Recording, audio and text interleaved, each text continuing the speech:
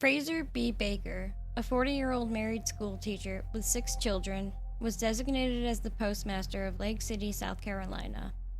Baker's appointment immediately ignited intense resistance from local white conservative Democrats, who were predominant in Lake City despite the surrounding Williamsburg County having a 63% black population. In contrast, Lake City had very few black residents, numbering less than a dozen. The white community initiated a boycott of the Lake City post office and circulated petitions demanding the removal of Baker from his post. One of the grievances raised against Baker was his decision, as a member of the Colored Farmers Alliance, to reduce mail delivery frequency from 3 times a day to only 1. This decision was driven by threats to Baker's life that had been made. In response to the mounting complaints, a postal inspector was dispatched to investigate the situation. The inspector's recommendation was to close down the Lake City post office. Seizing on this, a group of white individuals formed a mob and set fire to the post office building. They believed that this act would dissuade anyone from renting space for a post office while Baker retained his position. Despite this destructive action, the government managed to secure an alternative location on the outskirts of the town. As racial tensions somewhat eased, Baker decided to reunite his family in February of 1898. However, even after his family's arrival, Baker continued to receive threats against his life, indicating that the hostility towards his presence persisted within the white community. In response to these threats, Baker communicated the situation to his superiors in Washington, highlighting the ongoing challenges he faced in carrying out his role as postmaster. At 1 a.m., on February 21, 1898, the Baker family was abruptly awakened as flames engulfed their house, which also functioned as the local post office. Faced with the rapidly spreading fire, Frazier Baker made a valiant attempt to extinguish it, but his efforts were in vain. In desperation, he dispatched his son, Lincoln, to seek assistance. However, as soon as Lincoln opened the door, a barrage of gunfire greeted him, forcing Baker to quickly pull him back inside the house. In the face of the escalating chaos, Baker directed his frustration and anguish at the mob responsible for the violence, and then turned to prayer. The flames raged with increasing intensity, enveloping the surroundings in searing heat. At this moment, Baker turned to his wife, Lavinia, and expressed a sentiment of defiance in the face of impending danger. He conveyed that they might as well attempt to escape rather than passively succumbing to the situation. With resolve, Baker headed towards the door. However, tragedy struck before Baker could open the door. A single bullet, tragically aimed at Lavinia, who held their 2-year-old daughter, Julia, took the life of the young child. The heart-wrenching loss propelled Baker into action. He flung the door open, only to be met with a hail of gunfire that cut short his life. Lavinia, wounded by the same fatal shot that claimed her daughter's life, displayed remarkable strength. Despite her injuries, she rallied her surviving family members and guided them to flee the burning house. They raced across the road, seeking refuge beneath shrubbery in an adjacent field. Concealed there, they anxiously waited for the tumultuous combination of flames and gunfire to abate. After what must have felt like an eternity, Lavinia made the cautious journey to a neighbor's house, where she found one of her daughters already seeking refuge. Eventually, they were joined by their eldest daughter, Rosa. Rosa, bearing a gunshot wound in her right arm, recounted how she had escaped the house while being pursued by an unidentified armed white man. Of the Baker family members, only Sarah, age 7, and Millie, age 5, emerged from the ordeal unharmed. Despite their injuries and trauma, the survivors remained in Lake City for 3 days. However, during this time, they received no medical attention, underscoring the dire circumstances they faced. The lynching prompted a widespread outpouring of condemnation, not only locally, but also reverberating across the entire southern region.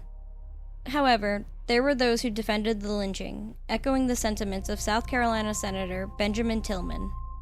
Tillman contended that the people of Lake City, animated by a sense of pride, vehemently rejected the notion of receiving their mail from a black individual. Prominent journalist Ida B. Wells Barnett vigorously decried the lynching, pointing out a notable difference from typical lynchings where mobs often feigned accusations of wrongdoing. In this case, the lynchers didn't even make a pretense of Baker having committed any crimes. At a mass protest held in Chicago, she openly ridiculed the lynching perpetrators, referring to them as Southerners who boasted of their chivalrous behavior towards women. To amplify the collective voice against the atrocity, Wells Barnett conveyed the resolutions adopted during the protest to President McKinley. She argued that Baker's murder wasn't simply a local matter, but rather a federal concern. She drew a parallel between Baker's death and the sacrifice of a soldier on a battlefield, asserting that he had died in the line of duty while defending the honor of the nation. McKinley assured her that an investigation into the matter was already in progress. While in Washington, Wells Barnett also took the opportunity to implore Congress to extend support to the surviving members of the Baker family. Regrettably, despite her efforts, legislators encountered formidable opposition primarily from the Democrats and the nearly unanimous bloc of the Solid South. This resistance prevented the authorization of the proposed support, revealing the complex political landscape that hindered humanitarian action. A grand jury was assembled in Williamsburg County, yet it proved unable to return any indictments in connection with the case. Under the McKinley administration, a thorough investigation into the murder was undertaken. Initially, a substantial reward of $1,500 was offered for information leading to the apprehension and conviction of those responsible for the mob's actions. This proactive approach led to the indictment of 7 men on July 1, 1898, despite the reluctance of witnesses to provide testimony. Eventually, a total of 13 individuals faced indictments in the U.S. Circuit Court. These charges encompassed offenses such as murder, conspiracy to commit murder, assault, and the destruction of mail.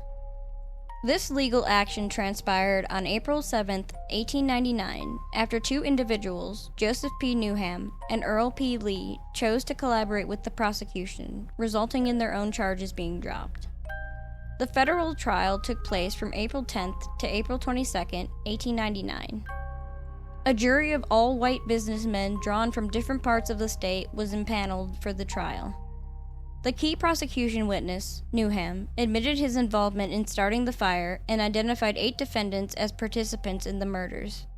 Strikingly, he displayed no remorse for the tragic deaths of Baker and his daughter. Another witness, M.B. Springs, singled out Henry Stokes as the leader of the group. Springs faced social ostracism in Lake City due to his testimony and was subsequently placed under police protection.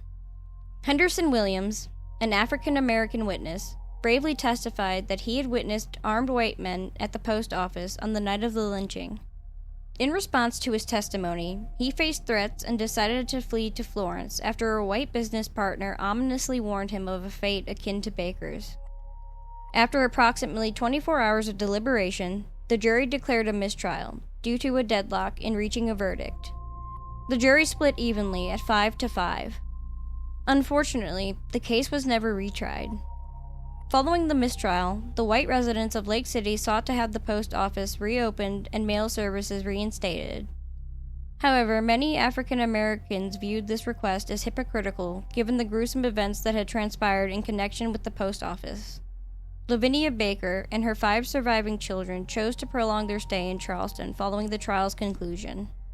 During this period, Lillian Clayton Jewett orchestrated a meeting between Lavinia and Dr. Alonzo C. McLennan, a Charleston-based physician heading a committee tasked with overseeing the Bakers' well-being. Through their discussions, an agreement was reached for Lavinia to accompany Jewett to Boston. Facilitated by Jewett and Dr. Lucy Hughes Brown, a colleague of Dr. McLennan, Lavinia and her children undertook the journey to Boston.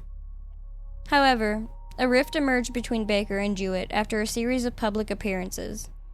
A new development ensued as William Lloyd Garrison Jr. spearheaded fundraising efforts aimed at securing a residence near Boston for the Baker family. This initiative led to divergent views between Baker and Jewett. The Baker family found residence in Boston, choosing to withdraw from public life. Tragically, the surviving Baker children fell prey to a tuberculosis epidemic, resulting in the loss of 4 children, William, Sarah, Lincoln, and Cora, between the years 1908 and 1920. The last surviving child of Lavinia Baker, Rosa Baker, endured until 1942 before passing away. This marked the conclusion of an era for the Baker family, as the entire next generation had succumbed to various adversities. In the wake of immense personal loss, Lavinia Baker made her way back to Florence County. There, she resided until her eventual passing in Cartersville, South Carolina in 1947. With the profound tragedy of losing all of her children, Lavinia Baker's life journey reached a somber conclusion. Thank you all so much for watching. If you enjoyed this video, please give it a thumbs up and hit the subscribe button to join our community. We upload every Monday and Thursday at 4 p.m.